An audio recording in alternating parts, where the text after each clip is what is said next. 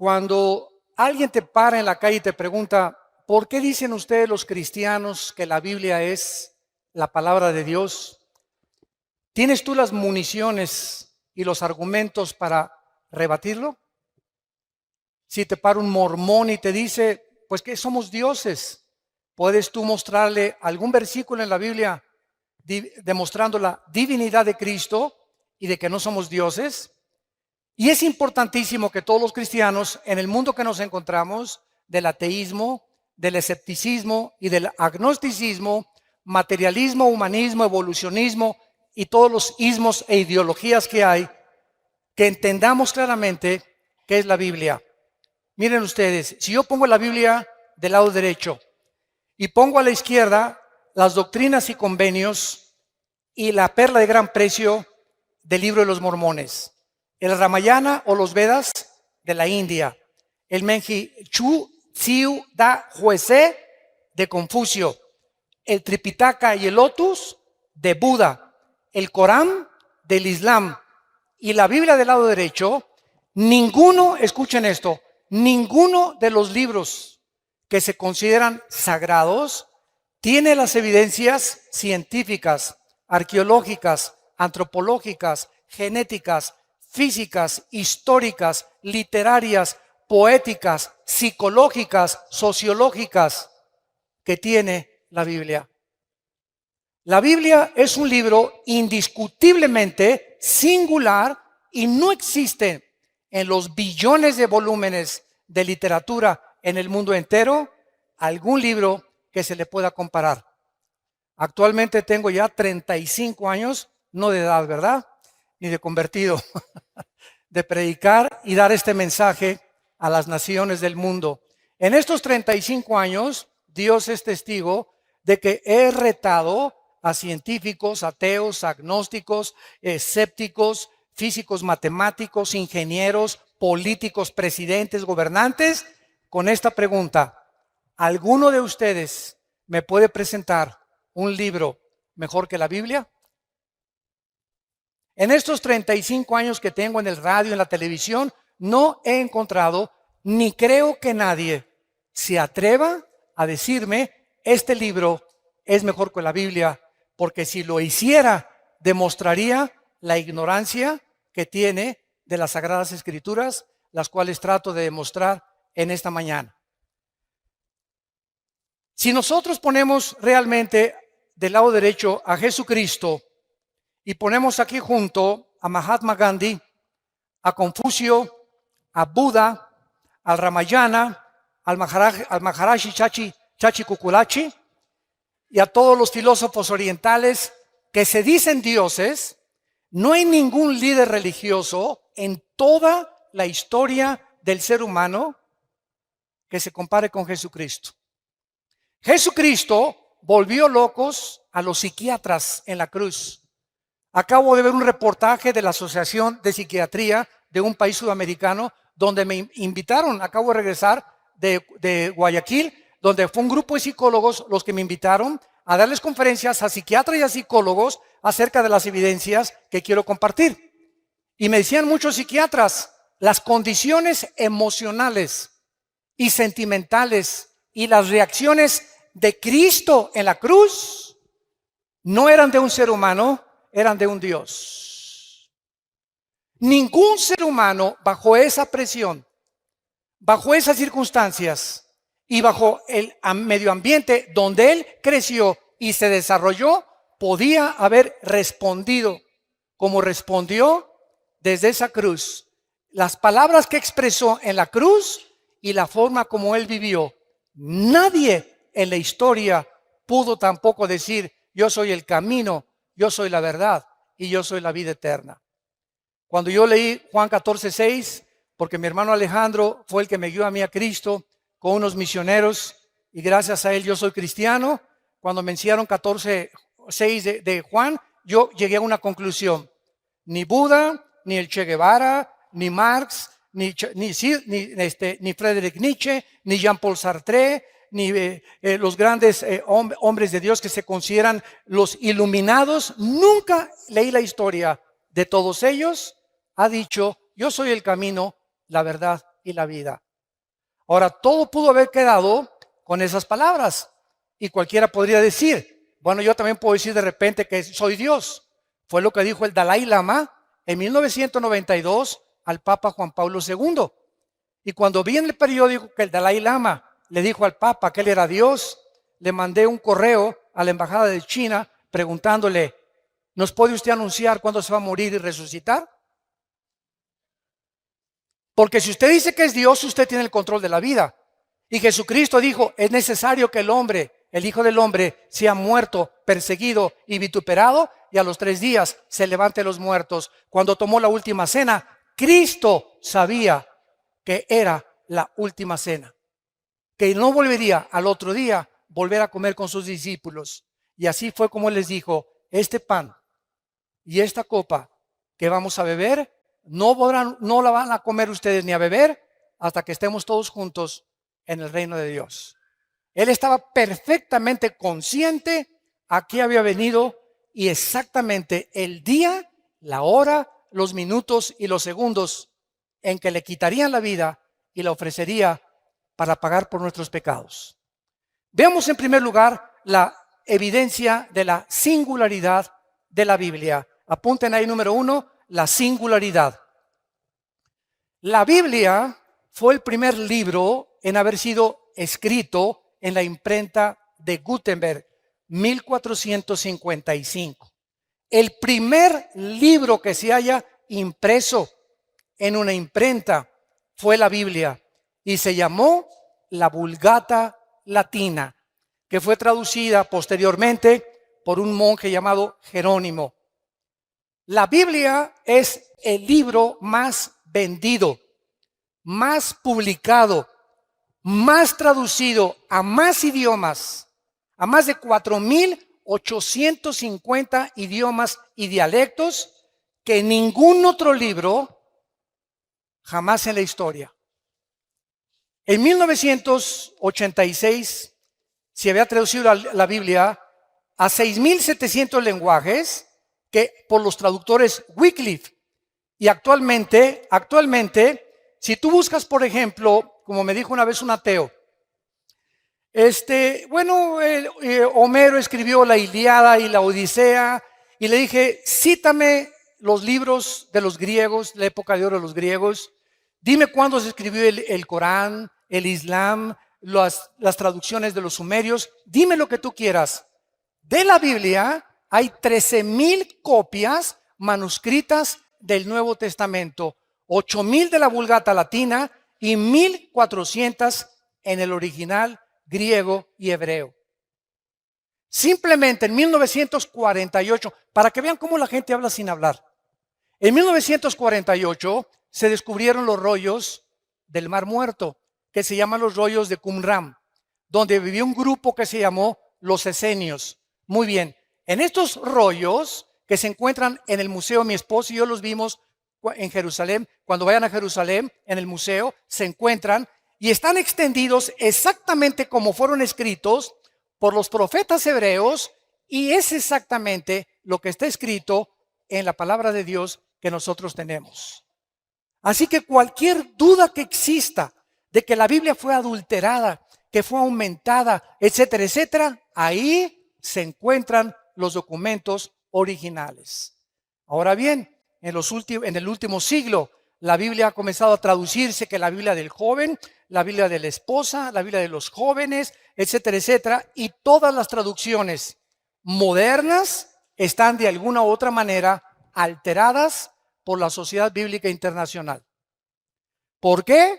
Porque entonces dijeron ellos, no podemos vender la Reina Valera de 1960 ni la King James, que son las mejores traducciones de los textus receptus, o sea, de los textos recibidos originales. No podemos, dijeron ellos, y tenemos que seguir con el negocio, y tenemos que seguir imprimiendo Biblias de color de rosa, moradas, verdes, amarillas, para seguir vendiendo por intereses económicos, desgraciadamente.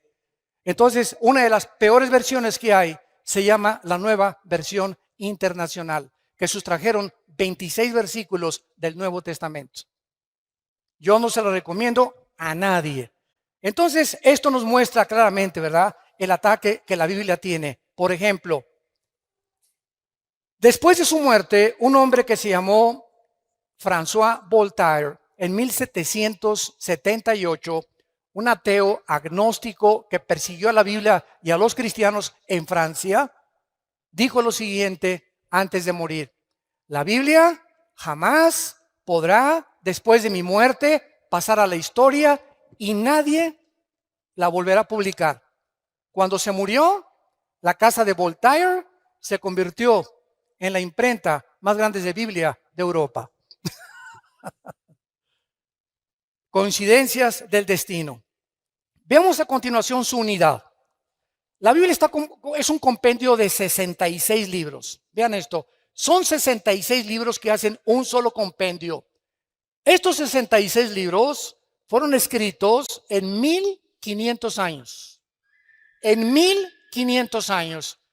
El último libro que se escribió en el siglo I después de Cristo fue el libro del Apocalipsis. Estos 66 libros fueron escritos por más de 40 hombres diferentes. Unos fueron reyes, otros campesinos, pescadores, poetas, granjeros, médicos como Lucas, oficiales del gobierno y ministros de Hacienda como Isaías, etcétera, etcétera. Sin embargo, la grandeza y la peculiaridad y la consistencia que mantienen estos 66 libros es de carácter sobrenatural. Déjenme explicarles. Hace algún tiempo vino a la casa de ustedes un vendedor de enciclopedias. Y pásele, le dije, porque me encanta mucho, siempre me ha gustado mucho la lectura, a ver qué me puede usted ofrecer. Y pues ahí sacó su laptop y ya me mostró las nuevas versiones del Tesoro de la Juventud, Enciclopedia Británica, bla, bla, bla, bla. Y yo le pregunté a este vendedor, ¿cuántos años tienes vendiendo libros? Y me contestó, 30 años. Le dije, hijo, toda tu vida la has dedicado a vender libros. Y realmente trae una enciclopedia en su laptop de todos los volúmenes casi más leídos y de más cultura en el mundo. Y le hice una pregunta. Entre estos 30 años que tú tienes vendiendo libros, ¿tendrás por ahí de casualidad 3 libros que se hayan escrito en años diferentes por 3 autores diferentes y que coincidan en su pensamiento? Se metió a su laptop, comenzó a bajar ahí y me dijo después de 20 minutos, señor Alducin, no encuentro tal cosa en la historia de la literatura. Entonces me fui a mi oficina, saqué de mi escritorio la Biblia y le dije, aquí no son 3 libros, son 66 libros escritos por más de 1500 años, por más de 40 hombres, y los 66 libros mantienen del Génesis al Apocalipsis la misma línea, la vida del Hijo de Dios. Desde Génesis 1, escuchen esto, hasta el Apocalipsis, la línea que une a todos los 66 libros es la persona de Jesucristo. Les doy un ejemplo, un botoncito de muestra. Génesis 1:1 dice así: Bereshit Elohim ha-samayim ha-eretz, en el hebreo, que significa, en el principio, Dios hizo los cielos y la tierra. Muy bien, Génesis 1:1 tiene 7 letras en el original hebreo. Tiene 7 palabras en el original hebreo. El número 7 en la Biblia es el número de la perfección. Muy bien, de estas 7 que tiene, el de en medio de Génesis 1 es el símbolo del menorá, que es el candelero que aparece en Apocalipsis.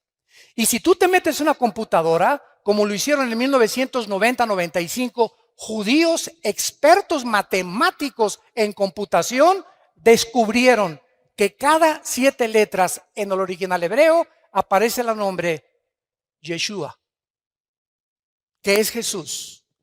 Y estamos hablando de algo que se escribió hace 4500 años.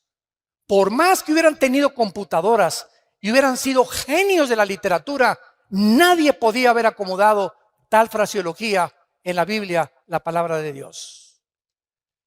Ahora veamos a continuación algunas evidencias científicas, señores científicos que nos visitan, y los que nos escuchan a través ahorita por el internet y las redes sociales. En el Génesis capítulo 1, entendemos nosotros que la Biblia es el único libro que nos ofrece cómo fue hecho el universo. Los científicos, óiganlo muy bien si hay estudiantes de universidad aquí o profesionistas, nunca la ciencia jamás podrá darnos la explicación de lo que sucedió en el origen del universo.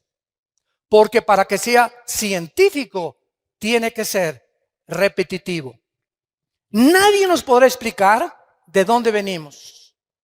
Y como la ciencia no puede retroceder a millones o miles de años en el pasado, los científicos también especulan, también teorizan, también tienen hipótesis, también son filósofos. Por eso se llama la teoría de la evolución. Y pues cuando tú hablas con un ateo o vas a la universidad y no han leído la Biblia tus maestros, ¿qué les queda para poder explicar de dónde venimos? Y te dicen que tu abuelita fue chita. Que somos el proceso de una selección natural, que los dinosaurios se convierten en conejos, los conejos en changos, los changos en dinosaurios, los leones en pumas, los pumas en perros, los perros en gallinas. Y esto, escuchen esto ni científica ni biológicamente es posible. La biología y las leyes de la física demuestran que es imposible la evolución. ¿Pero por qué? La siguen enseñando en las escuelas a nuestros hijos porque no tienen otra opción. Y si la tuvieran, tendría que ser la Biblia y tendrían que convertirse a Jesucristo. Y su soberbia intelectual no les permite aceptar las evidencias, aunque ellos ni siquiera se han preocupado en buscarlas delante de Dios. La Biblia dice que el primer día Dios hizo la luz, el segundo día el firmamento, el tercer día la tierra y el mar, el cuarto día el sol, la luna y las estrellas, el quinto día los peces y las aves, y en último lugar, la obra de arte de Dios fuimos nosotros. Porque ni los perros, ni los cocodrilos, ni los changos, ni los conejos, ni las jirafas fueron hechas a imagen y semejanza de Dios. En esto precisamente radica la dignidad del ser humano. Que no somos animales, que hay un propósito, que sabemos de dónde venimos, que tiene un propósito en nuestra vida y sabemos a dónde dirigirnos, y que después de la muerte seguiremos existiendo por toda la eternidad. Ahora, muchas personas me han preguntado, ¿cómo es posible que el primer día Dios haya hecho la luz cuando hasta el cuarto día apareció el sol, la luna y las estrellas? No. La Biblia se contradice y es imposible que esto haya sido. Ya ve, la Biblia no es la palabra de Dios. Espérame tantito. ¿Tú sabes qué es la luz? La luz es un fluido de electrones o un tipo de electromagnetismo. Y la luz hasta el siglo XXI no se ha podido definir claramente con el aspecto científico. Entonces, ¿qué quería decir Dios? Y Dios dijo que sea la luz y fue la luz. La luz es el espectro electromagnético que rodea la Tierra y que hace posible la comunicación entre los seres humanos y los animales. Si nos vamos en un cohete y nos salimos de la Tierra a la Luna, nos tenemos que llevar escafandras, porque allá arriba le puedo decir, ¿verdad? Pancho, ¿me oyes? ¿Por qué? Porque la luz no se transmite en sonidos fuera de la estratosfera. Entonces necesitamos aparatos especiales saliendo de la atmósfera terrestre para poder comunicarnos. ¿Por qué? Porque fuera de la atmósfera no existe el espectro electromagnético. Ahorita se puede grabar mi voz, puedes escuchar música en el radio, se puede transmitir ahorita en CNN o en Fox News lo que está pasando en el Medio Oriente por la televisión, y ahí viene corriendo la imagen desde el Medio Oriente lo que está pasando a mi televisión en cuestión de segundos, gracias al espectro electromagnético. Y la Biblia tenía razón. Ahora muy bien, ¿por qué respiramos? Para que respiremos tiene que haber una fotosíntesis de las plantas. Y las plantas, para que existan, necesitan tener el agua. El orden en que Dios pone la creación del universo es exactamente el orden que la ciencia comprueba que era necesario para que la vida apareciera. ¿Quién le reveló a Moisés hace 4500 años el orden en que el universo fue hecho por Dios? Veamos en segundo lugar las pruebas de la genética, que son las que más me gustan, porque siempre estoy fascinado con la genética. Es impresionante lo que encontramos en lo que vamos a ver a continuación. Escuchen esto, hasta 1860, apúntalo. Hasta 1860 un hombre llamado Gregorio Mendel descubrió las leyes de la herencia. Era un monje que comenzó a hacer experimentos con chícharos y comenzó a mezclarlos y vio que un chícharo verde transmitía características verdes al otro chícharo y que ese chícharo le transmitía también exactamente el tamaño de ese chícharo anterior y otras evidencias más. Entonces dijo, algo se transmite de una manzana, una semilla de manzana, tiene cosas que cuando se siembran produce manzanas. La semilla de la uva produce uvas, la de la papaya produce papayas. Él descubrió que algo dentro de las semillas propagaba la consistencia, el tamaño, el color y hasta las vitaminas de la información que tenían las semillas. Pero él no tenía microscopio todavía. Y hasta 1954, el doctor James Watson gana el premio Nobel cuando descubre el ácido desoxirribonucleico, el ADN. Y este hombre gana el premio Nobel y descubre que en las billones de células que el cuerpo humano contiene, estamos compuestos de billones de células. En cada una de las células contenemos un software. Para hablarles en idioma del siglo XXI, cibernético. Cada célula de nuestro cuerpo contiene información genética codificada. Cuando hay información inteligente, la materia no la puede producir. La materia no puede producir el pensamiento, ni la materia puede producir la conciencia. Por eso es una de mis armas favoritas a los ateos, que son mi plato favorito. Y siempre les digo a los ateos, bueno, ustedes, a ver, explíquenme el universo, ¿no? Una explosión, el Big Bang. ¿Así? ¿Y quién produjo la explosión? ¿Qué se encontraba antes de la explosión? Para que haya una explosión tiene que haber una causa, porque toda causa tiene un efecto y todo efecto tiene una causa. Ok, vamos a seguir esa línea de pensamiento que los ateos dicen. De una explosión surgió la materia. Ok. ¿Y la materia produce el pensamiento? ¿La materia produce la conciencia? ¿Es la materia inteligente? Entonces, ¿de dónde vino la conciencia que los seres humanos tenemos, que no tienen los animales, a la que llegaron los griegos? Aristóteles, Sócrates, Demóstenes eran más inteligentes que los ateos del siglo XX, porque los griegos del siglo de 150 antes de Cristo, escuchen lo que dijeron: pienso, luego existo, existo, luego vivo. Vivo, tiene que haber una causa, esta causa no puede estar dentro de mí, esta causa tiene que estar fuera de mí. Yo no sé cómo se llama la fuerza, el poder, un dios o muchos dioses, pero fuera de nosotros no tenemos la causa de nuestra existencia. Forzosamente tiene que haber un Dios.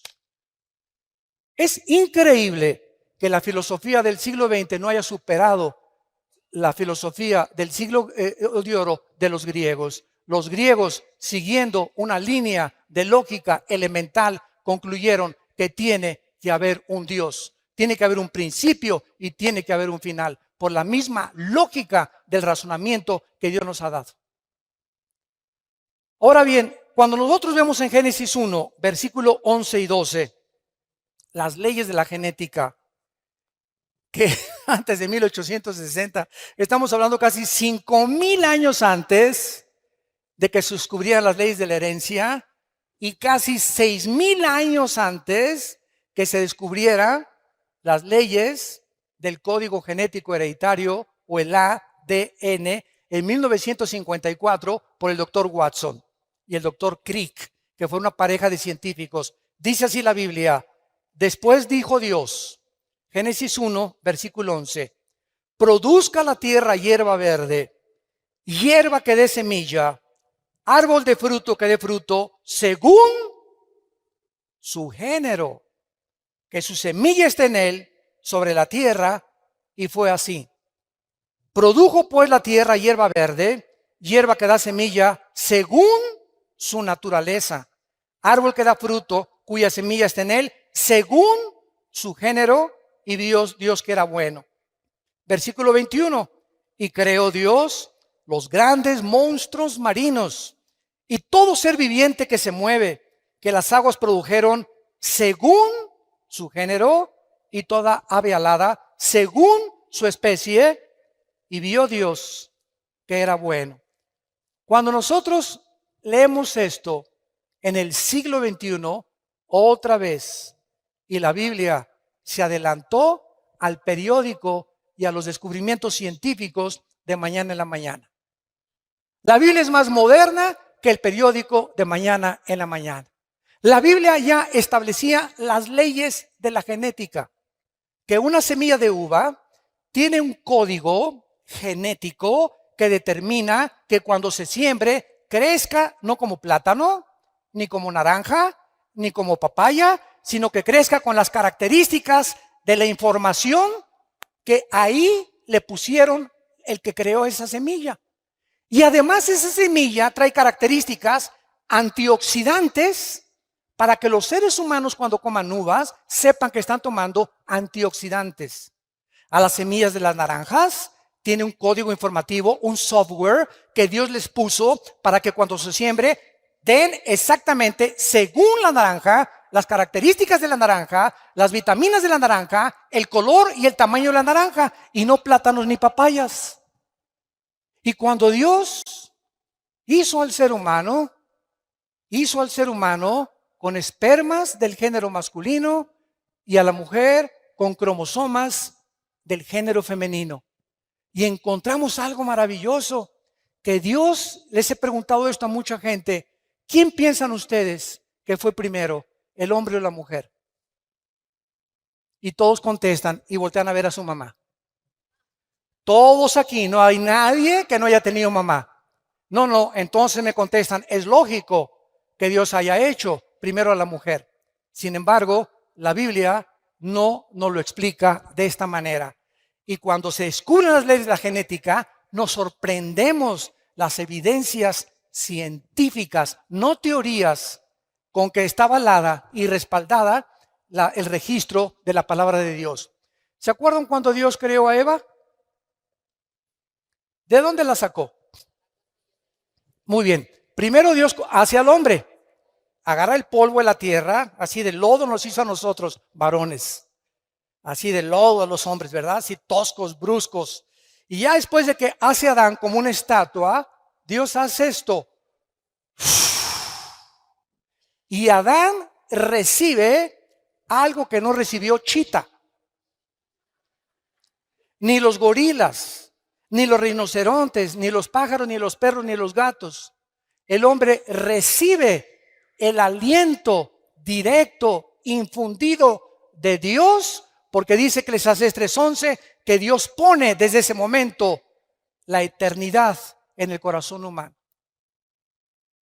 Dios sopla dentro de él algo que era de él, de Dios. Y por eso somos a imagen y semejanza de Dios.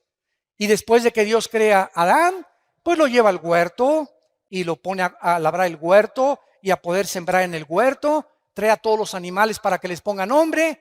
Y ya que Adán vio que Chita no podía ser su novia, ni la jirafa, ¿verdad? Ni ninguna leona, ni ninguna tigresa por ahí. Entonces Dios pone a dormir en capítulo 2 del Génesis a Adán, y escuchen lo que pasa. Esto es impresionante.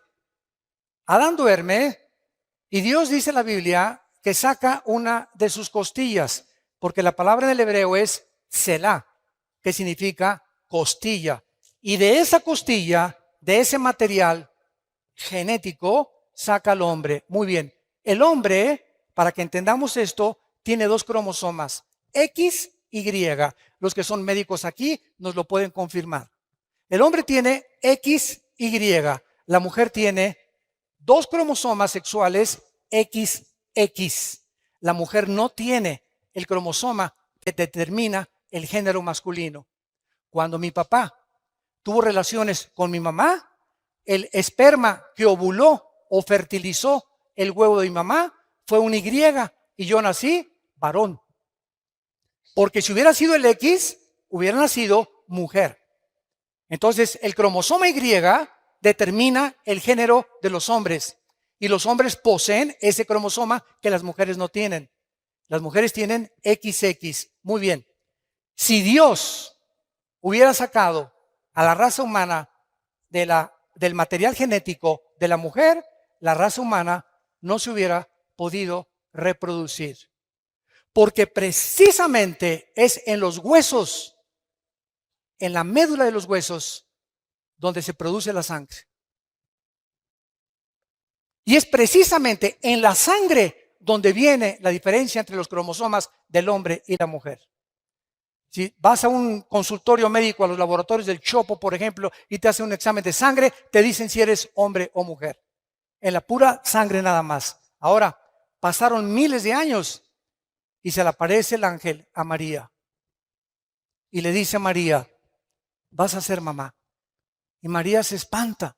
¿Cómo que si ni a Cancún nos hemos ido? ¿Verdad? ¿Cómo que voy a ser mamá?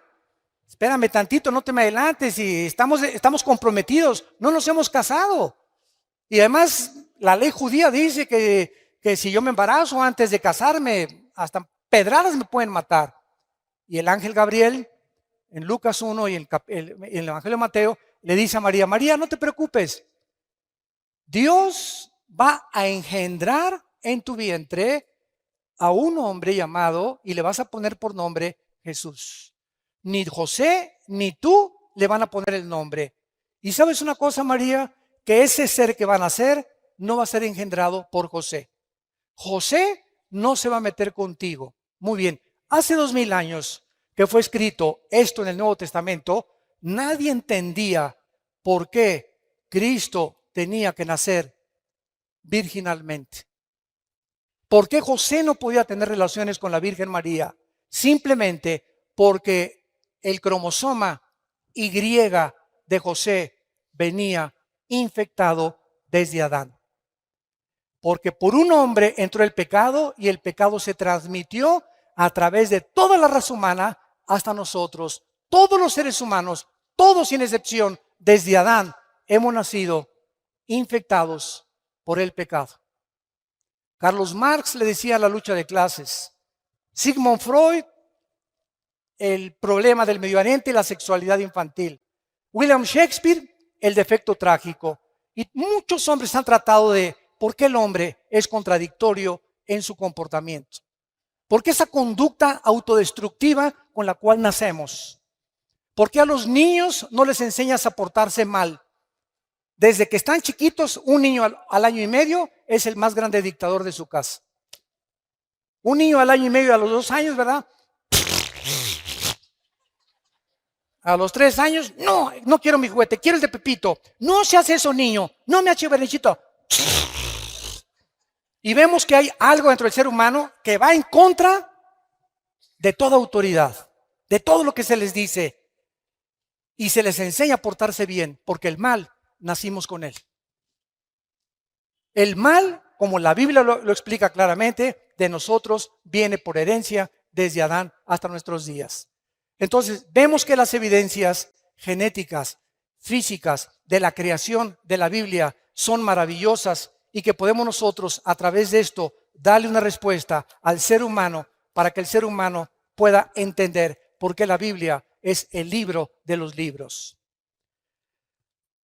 Hace 2300 años, antes de que Galileo Galileo Galilei, tu padrino, descubriera que la tierra era redonda, apúntalo. En el libro de Isaías 40, capítulo 40, versículo 22.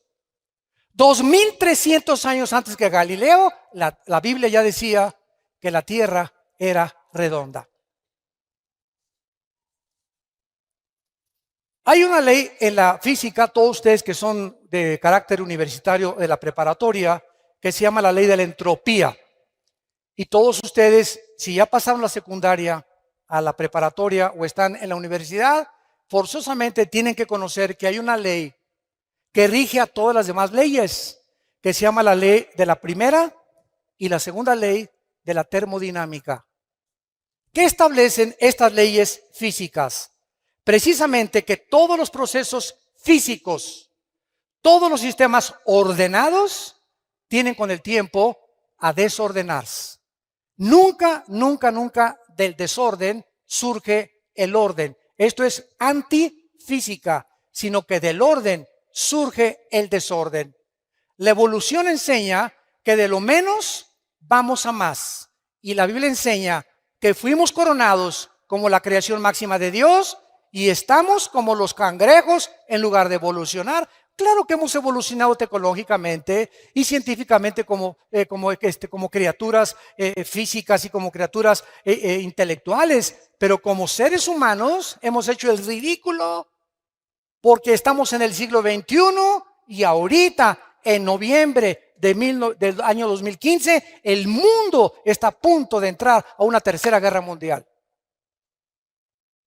¿Dónde está el razonamiento? ¿Por qué no hemos podido vivir en paz? ¿Qué le pasa al ser humano? ¿De qué nos sirvió llegar a la luna?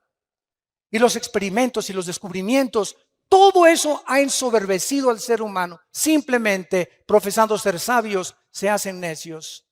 Porque habiendo conocido a Dios, no le quieren glorificar como a Dios, ni le quieren dar gracias.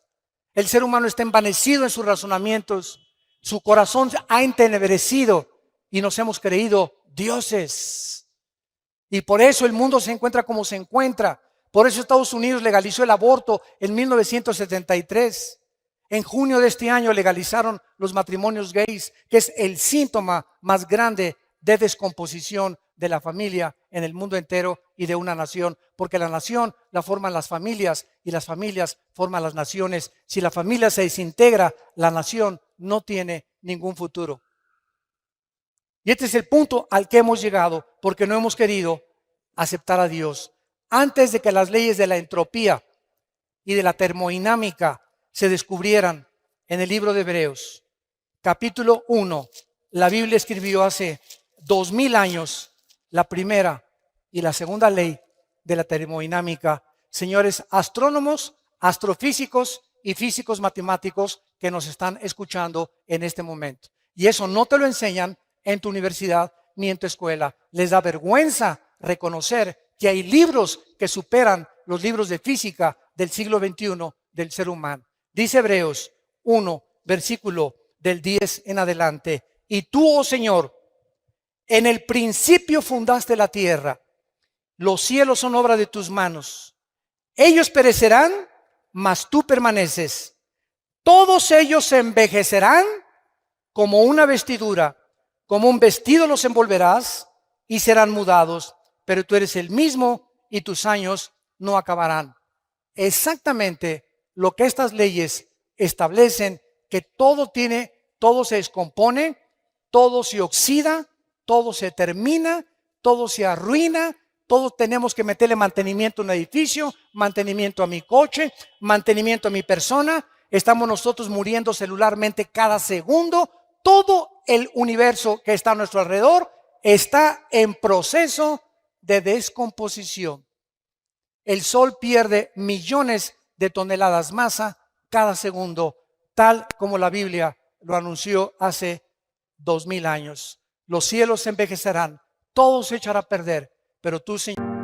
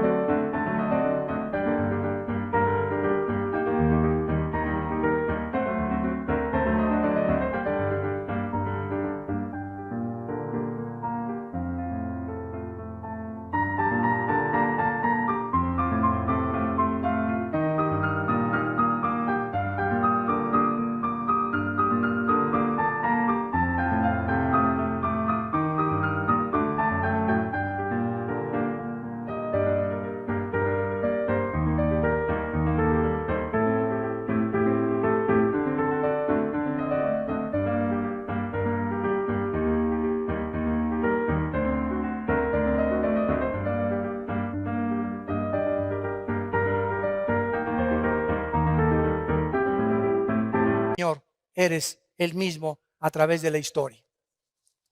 Y en último lugar, aunque tengo aquí más de 50 evidencias bíblicas, estas las compartí en Colombia, quiero mostrarles a ustedes las leyes médicas, también evidencias médicas, si hay médicos acá. Todos ustedes conocen la Enciclopedia Británica, muy bien. La Enciclopedia Británica, no la Biblia, la Enciclopedia Británica documenta que en 1845 había un hombre médico llamado Ignacio Semmelweis. Y este médico estaba aterrorizado porque de cada 100 mujeres que parían, se morían 70, 80 mujeres. Dijo, Dios mío, ¿pero qué está pasando? Somos médicos y nosotros tenemos que en lugar de que se nos mueran, salvarles la vida. Entonces este médico comenzó a leer el libro de Levítico, donde Dios le dio a su pueblo Israel las leyes de la sanidad, las leyes médicas, las leyes de la higiene que deberíamos de tener antes de que se descubriera la proliferación bacteriológica y microbiológica que existe en el aire.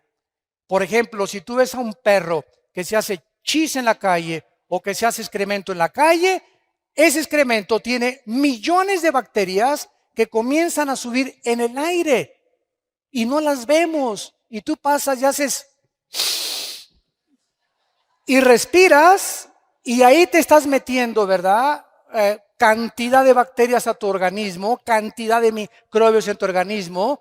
Y por eso en Levítico, escuchen, Dios, antes de que se descubrieran la proliferación bacteriológica en el medio ambiente, Dios le dijo a Moisés, dile a tu pueblo que cuando hagan excremento lo entierren con un palo debajo de la tierra. Y Moisés dijo, pues ¿quién es? El Señor me dijo que le hiciéramos no y que lo tapáramos. ¿Y por qué? Pues quién sabe. Fueron miles de años los que pasaron hasta que se descubrieron la proliferación de bacterias. Bueno, este doctor que se encuentra registrado en la Enciclopedia Británica leyó Levítico 15, versículo 13. Y ahí descubrió este doctor el secreto de por qué las mujeres se estaban muriendo cuando los médicos las estaban atendiendo en los partos. Y dice así, cuando se hubiere limpiado de su flujo, el que tiene flujo contará 7 días después de la purificación y lavará sus vestidos. Escuchen esto. Y lavará su cuerpo en aguas corrientes, no en aguas estancadas, sino que les dijo Moisés, cuando se laven las manos para limpiarse de cualquier impureza, de semen, de flujo, de lo que sea, lávense las manos, pero tengan cuidado de nunca lavárselas en charcos, ni las pongan en cubetas y se laven ahí. Tiene que ser agua corriente.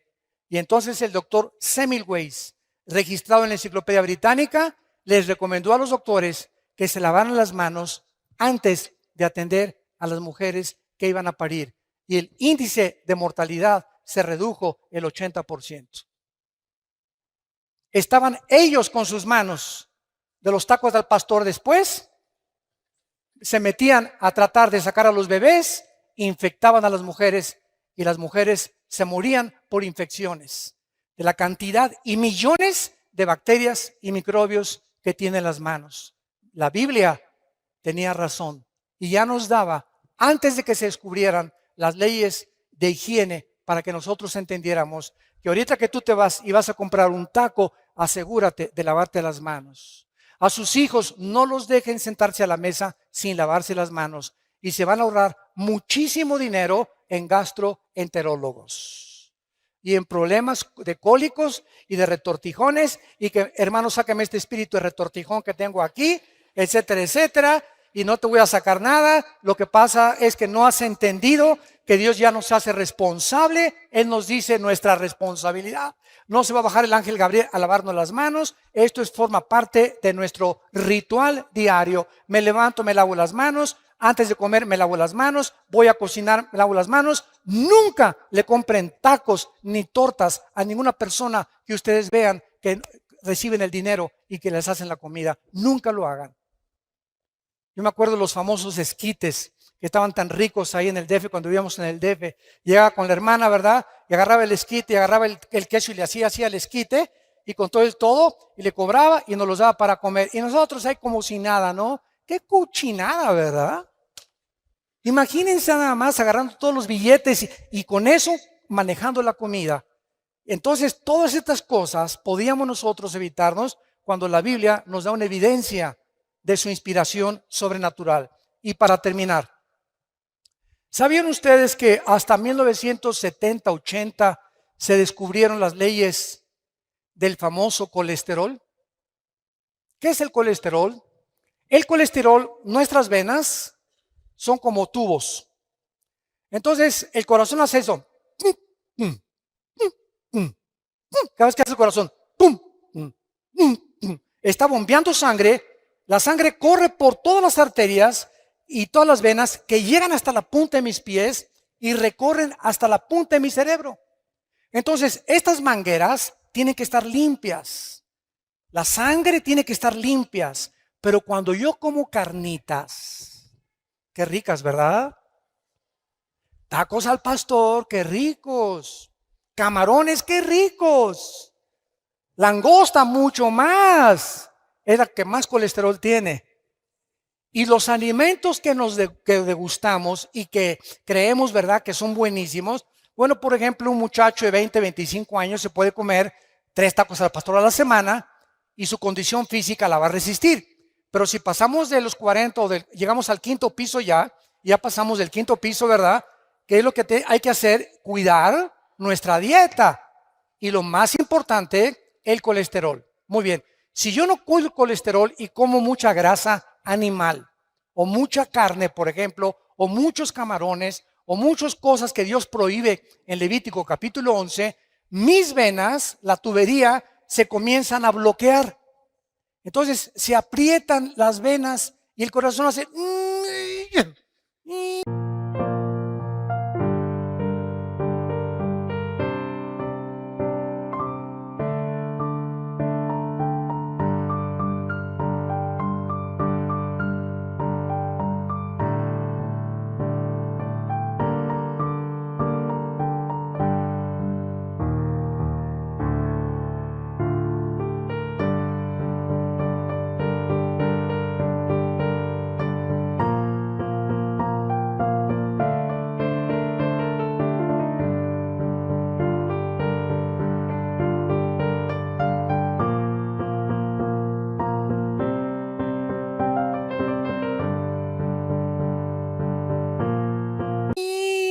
Comienza a bombear con más esfuerzo el corazón porque el colesterol está bloqueándome las venas y por eso sobrevienen los ataques cardíacos. De repente tienes 40, 45, 50 años y ¿qué me pasa? Al hospital y vas para el suelo. Y te hacen un examen de sangre, estás con el colesterol de más de 200 puntos, los triglicéridos más de 300 y la glucosa más de 100 puntos, que son los límites que debemos de tener. ¿Por qué? Porque estamos violando las leyes de la higiene que Dios estableció en su palabra. Todo nos es permitido, mas no todo nos conviene. Según la edad que tengamos, tenemos que tener más cuidado. La Biblia nos recomienda beber por lo menos 2 litros de agua diarios. No de Jamaica, no de horchata, no de durazno, agua. ¿Sabes qué es agua? Agua. Sin nada. Ahora, claro que puedes echarte tu horchata, lo que tú quieras, ¿no? Pero mínimo 2 litros de agua, agua natural, porque somos más del 80% de nuestro cuerpo está compuesto de agua, más el cerebro. Y el alimento privilegiado para el cerebro y para tener alerta el cerebro es el plátano. Un plátano diario te da el potasio y las características que necesitan tus neuronas del cerebro para que pienses bien y no sigas pensando en el Calimán ni en ricas y famosas. Santos de Dios, tenemos el libro, la palabra profética más segura a la cual haríamos bien en estar atentos. Qué privilegiados somos nosotros los cristianos, de tener un mapa, un GPS, una brújula Que me diga cómo tratar a mi esposa, qué es el matrimonio, cómo debe ser mi noviazgo, cómo debo manejar mis negocios, cómo debo de manejarme la sociedad, cómo debo de pensar, a dónde me dirijo, cómo sacar de mi vida el estrés, la ansiedad fuera de mi vida. No, no, no. Confío en Dios, Él es mi Salvador, mi roca, mi castillo. Oh Dios, en ti confiaré. Fuera estrés de mi vida. Ahora sí he descubierto que el estrés es la enfermedad que produce el 60% de las dolencias físicas y mentales del ser humano. El estrés. La clínica Rochester en Mayo, la clínica Mayo en Rochester y el hospital Hopkins en Estados Unidos coordinaron y coincidieron por primera vez el año pasado que el estrés es la enfermedad más grave del ser humano del siglo XXI. España es el país que más pastillas tranquilizantes consume. Es el país donde hay más abortos y donde hay más divorcios en todo el mundo, en España. Y en México no nos quedamos ya para atrás. Cantidad de ustedes están recurriendo a Valium, a Prozac, a tranquilizantes nerviosos para poder funcionar químicamente. Y te estás drogando sin que tú te des cuenta. ¿Por qué? Porque no crees que Dios dijo, mi paz les dejo, mi paz les doy. Hace 2000 años el Hijo de Dios nos trae la medicina antes de que la enfermedad surgiera, el estrés. ¿Qué es el problema de la gente estresada? Que no tiene paz. Y si tú no tienes paz, no puedes pensar. Si no tienes paz, no puedes orar. Si no tienes paz, no puedes venir a la Biblia. Porque como Pepita en Comal llegas, ¿verdad? Y el Espíritu Santo te dice, aplácate, sereno moreno primero. Tranquilino, pino, cocolino. Ya que te calmes, ya que te tranquilices, dice el Espíritu Santo, me podré comunicar a tu espíritu. Pero en el estado en que tú te encuentras, no vas a discernir la voluntad de Dios para tu vida. Por nada estén afanosos, sean conocidas sus problemas con toda oración y súplica en el Espíritu. Y la paz de Cristo, que sobrepasa todo entendimiento, guardará nuestros pensamientos y nuestros corazones en Cristo Jesús. Shalom, que tengan paz. Gracias por tu palabra, Señor. Gracias, Señor, por tu palabra, porque nos has dejado una palabra que nos puede sostener en un mundo convulsionado por la inestabilidad, en un mundo donde hay demasiada confusión religiosa, política, económica, un mundo que no te conoce, donde nos has llamado a formar parte de tu cuerpo para anunciar las virtudes de aquel que nos llamó de las tinieblas a tu reino admirable. Gracias, Jesús, por haber abierto tus brazos en la cruz, y desde esa cruz, con tu cabeza coronada de espinas, los clavos en tus manos y los clavos en tus pies, y abandonado, traicionado y perseguido por todo el gobierno romano y por los que se decían tus amigos, de tu boca salieron las palabras más excelsas y más sublimes que un hombre pueda pronunciar en medio del dolor. Padre, perdónalos, porque no saben lo que están haciendo. Gracias, Jesús, porque ahora, con conciencia de lo que estamos haciendo, has entrado a nuestra vida a fortalecerla y animarnos a seguir peleando en medio de tanta oposición de un mundo condenado por el pecado, la buena batalla de la fe. Te pedimos, Señor Jesús, por el gobierno de México. Te pedimos por el presidente Peña Nieto y su familia, por todos los que forman el gabinete presidencial, por el gobernador de este estado, de todos los estados de la República. Señor, trae la paz a México. Necesitamos vivir en paz. Trae la paz a las familias, trae la paz a las iglesias, y esa paz en nosotros, que la podemos proyectar y reflejar para que Jesús pueda vivir verdaderamente a través de siervos que ya no vivimos para nosotros, sino para aquel que vive por los siglos de los siglos, en quien oramos y a quien adoramos, al Hijo de Dios. Amén.